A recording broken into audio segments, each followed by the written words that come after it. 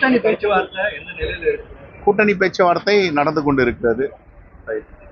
கூட மாநில சொல்லுவாரு இந்த வகையான கூட்டணிக்கான எந்த ஒரு இது குறித்து தலைமை கிட்ட நீங்க பேசுறீங்க.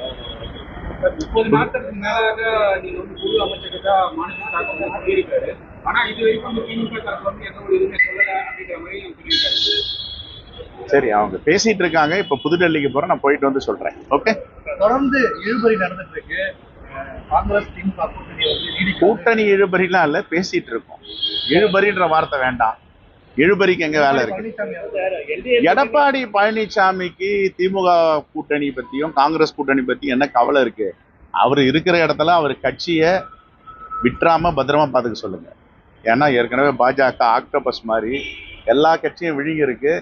இப்ப அடுத்ததா விழுங்க போறதுக்கு தயாரா இருக்கிறது அதிமுக. அதிமுகவை முக்காவாசி விழுங்காச்சு, இன்னும் கொஞ்சம் நெஞ்சம் இருக்கு. அதை விட்டுறாம அவர் பாதுகாப்பா அவர் கட்சியை காப்பாத்திட்டா அதுவே பெரிய விஷயம். அது இது அப்படி இப்படின்னு எப்படி பார்த்தாலும் இதுதான் ஹிட்டான ஆஃபர்.